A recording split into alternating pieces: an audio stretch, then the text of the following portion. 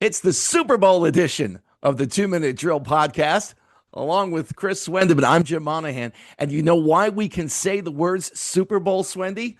Because we got Because nobody to sponsor us. exactly. We're If not anybody making would money like to off do of that, this. we'll take it away for next year's episode. The NFL is very, very protective, shall we Yes. say, of their intellectual property. So that's why you hear all these contests on various, restaurants and pubs and radio stations, what have you. The big game. Join us for the big game. You having a big game party? Hey, New text in the England, win. Seattle, because they can't Yes, say the team names. However, exactly. we can. What do you say we cut right to the chase from Sounds good. the all we need headquarters over here? I think you know who I'm picking to win the Super Bowl? New England. No, I'm actually not. I Well, think that was just Seattle's going to do anticlimactic. it. I honestly think it's going to be Seattle. I really do. What wins championships? Defense. Defense. And look at the amount of points that Seattle gave up this year. Fewest in the league. And they can put points on the board. And the other thing I think is, as good as I think Drake May is, as great as I think he's going to be, I think he's finally in over his head. He's been bailed out by the defense the past couple of weeks. He held on to the ball the last game. The one before it, he looked like a kid who was still trying to get his sea legs underneath him. I just have a feeling, I'd love to see them win. Don't get me wrong. I have a feeling that Seattle Seahawks are coming away this week. I'm with you. And not only because I'm a Buffalo Bills fan and I cannot root or stomach seeing New England hoist another trophy. But that aside, fandom aside, as a co-host of a podcast where we talk sports, I really like Seattle in this one. I think Sam Darnold's going to shut up a lot of doubters. And I think that defense is going to come out and punch them in the mouth. And I don't think, as much as I agree with you, I like Drake May. I think he's got a bright future. I love Vrabel coaching that team. I just don't think they have what it takes to offset a defense that is going to come at you. They're going to come at you hard, and then they're going to come at you some more. And they're going to punch you in the mouth over and over. Like Seattle's defense, they swirl and they just don't stop. And I just see Seattle's defense, like you said, being the key to this. And I think Seattle, and I don't think it's really going to be all that close, to be honest. I think Seattle's going to really come out and they're going to show out on offense and defense. I think that's where I disagree with you because I think the Patriots defense is good enough to keep New England in the game.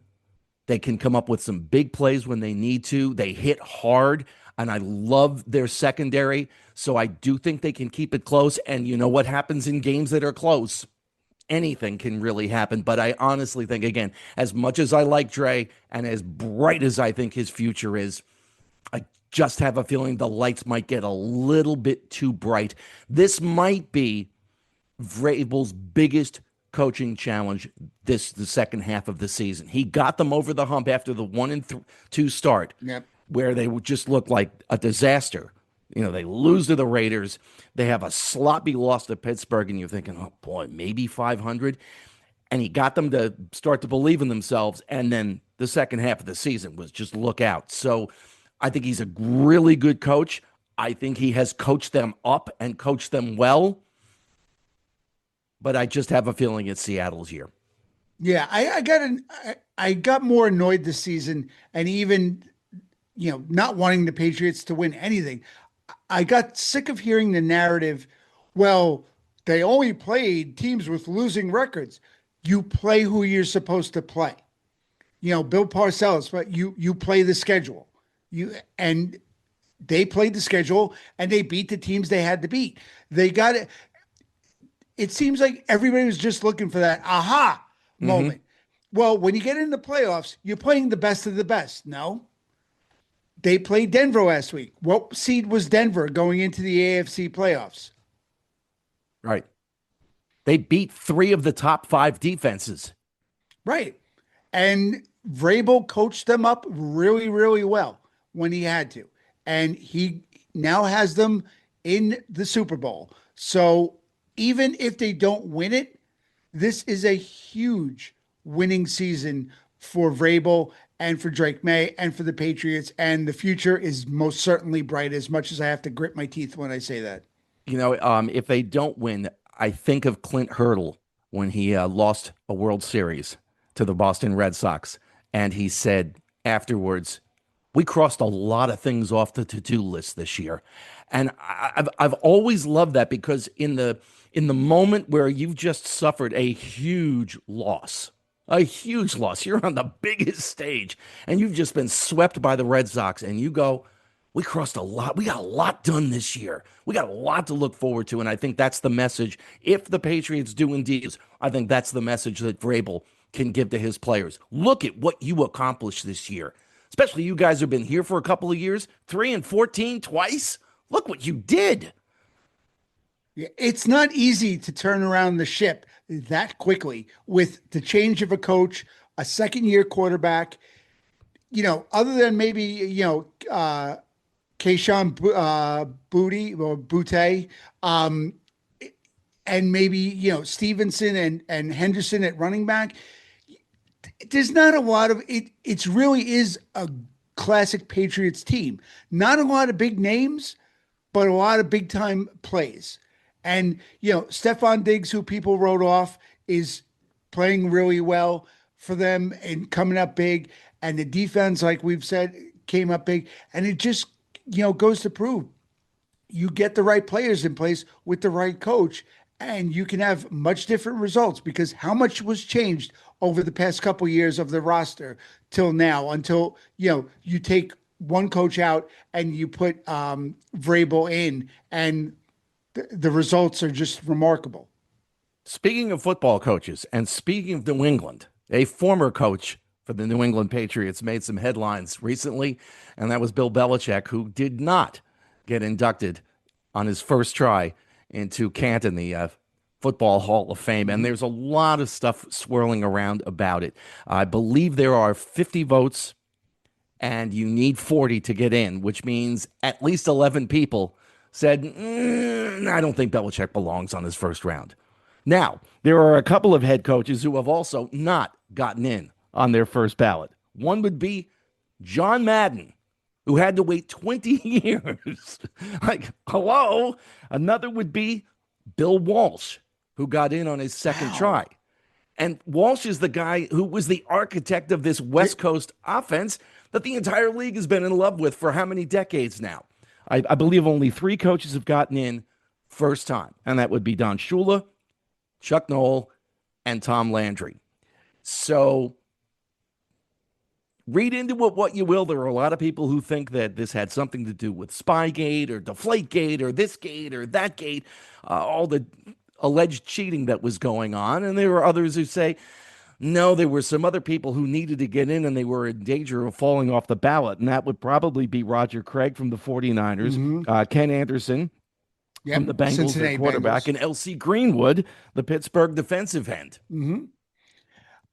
While I agree with the players getting in, and I thought all 3 of them were absolutely hall worthy and should be in, probably way too long of a wait for any 3 of them.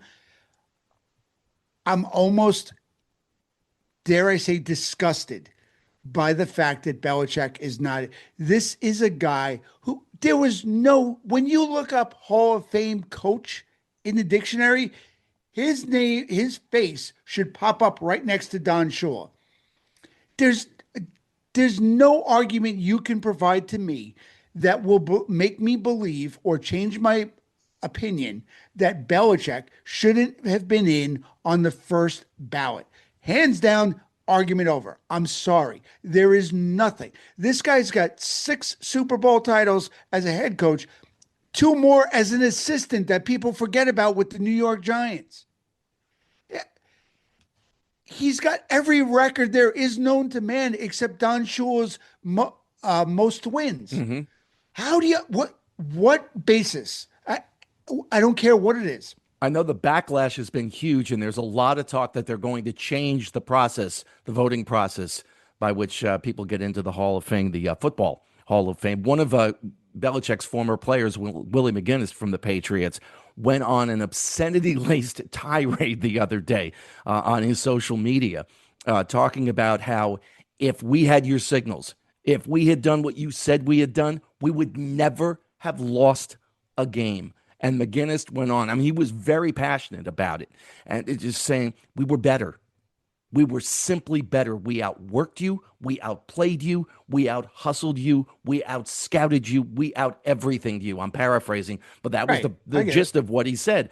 And, we go back, you and I were talking before we came on tonight about sign stealing in baseball. And I have a good friend who played for, I think, 3 or 4 major league teams, and he was in a couple of other organizations at the minor league level. And he told me when the whole thing broke about the Astros and the trash cans and this and that, he told me, I think every team is doing something. Well, of course they are. And if you think that every other team in the NFL wasn't trying to figure out a way to grab a sign, read a tendency, well, listen, my grandfather worked on the Brooklyn and Williamsburg bridges for the city of New York. I can get you a good deal on one of them. What a bargain. Look at that. What a great guy you are. But I mean, I'm with you. I just, do you think they would have gone undefeated and then found a way to lose to the Giants if they were cheating? How do you think they would have lost to the Giants twice with Eli Manning at quarterback? Now, the other thing that interests me to see, if this is the precedent we're setting that Patriots cheated and, Spygate and all this other stuff, what happens when TB12, Tom Brady, is up for the Hall next year? Do we not vote him in? Because the precedent has been set now. Bill Belichick, if they're keeping with the, cheating and all that, well, Deflategate was all about Tom Brady. So do we not let him in on the first? If Tom Brady doesn't get in on the first ballot, there will be riots in the streets in Boston and New England, and even somewhat to an extent Tampa. He went to Tampa right. and he brought them a Super Bowl. What it would be not only a shame, but an absolute disgrace if Brady didn't get in because he's tied to Belichick. And the fact that we're even having the conversation of the greatest coach of all time with the most Super Bowls and the most everything except wins isn't a first ballot Hall of Famer is just beyond comprehension to me. Well, let's move on to a far less volatile topic, and that would be the Super Bowl halftime show. Sure. No controversy there. And I bring it up because the Grammys were on this past Sunday night, and I thoroughly enjoyed the presentation. I really did. Yes, I wish they had done a bit more of a tribute to Sly and the Family Stone, of course. Mm-hmm. Maybe they could have done a little bit more than just a mention of Brian Wilson with a video tribute from Bruce Springsteen, but I thought some of the performances were amazing. I could watch Bruno Mars all night. I think he's incredible. Isn't he such a talent? The tribute to Ozzy. Oh my gosh. Charts. Not only the performance, but the emotion in the room, because when they turned the camera and showed Jack, Kelly, and Sharon, the pure raw emotion, Jack hysterically crying, watching them perform War Pigs. It tugged at your heartstrings. I mean, it was a beautiful moment. And for all of us that are rock fans that always say every year, oh, the Grammys don't care about it. The Grammys don't care about rock. Well, they did it right, the other night, because they honored the greatest icon of all time, probably the godfather of heavy metal, along with Black Sabbath, Ozzy Osbourne. They did a hell of a job. And Slash, Duff, Andrew Watt, and Post Malone on vocals, absolutely crushed it. And Chad Smith from the Red Hot Chili Peppers. Chad Smith from it, yes. And you mentioned the emotion in the room, and it was obvious with Ozzy's kids and Sharon there as well. Mhm. But it was also everybody else in the room. And it didn't matter Absolutely. age, it didn't Nope. matter nationality, it didn't matter at all. Everybody was so into that moment. And there were a number of moments like that throughout the course of the evening. But a very well done, I thought, Mhm. presentation. And yes, I didn't know all of the artists. I'm not supposed to. I mean, Right. I'm past the demographic for a lot of them. And I think I'll probably be in a similar situation Sunday at the Super Bowl for the Yep. halftime show. You know where I'm going to be at the halftime show for the Super Bowl? Sitting on my couch with a big old bowl of popcorn going, just waiting. Where everybody's, the keyboard warriors are on social media going, I'm not watching the Super Bowl halftime show. I refuse. With that sour puss on it. I'll be there with a big old bowl of popcorn like Terrell Owens. Be like, just pop it. Because I can't wait to see what happens. Yeah.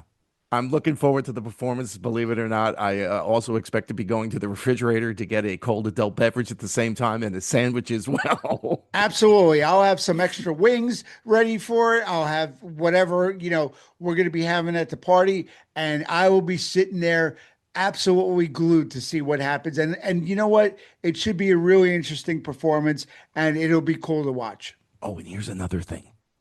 It's going to be lip synced. I hate to break it. No. Yeah, I got just a little secret. Look at you with the insider info. I know. They're all lip synced. Well, You're gonna give Schefter a run for his money with your insider info soon. there's a live vocal mic or two on stage, but anyway. So, all right. So Seattle's going to win. I'm Belichick excited. got screwed, and we'll be eating popcorn during the halftime of the Super Bowl. I think that Exactly. about sums it up. That pretty much sums it up. Yep. All right. Exactly. So, in the meantime, if you know a sponsor who wants to come on board so that we're no longer able to say Super Bowl, we'd love to hear from you. You know the drill. If you like what we do, tell a friend. You hate it, tell an enemy. Like, subscribe, do all of that stuff to boost the algorithm. And Swendy, we'll talk next week. You got it, Jim. Enjoy the game and good luck to you, squad.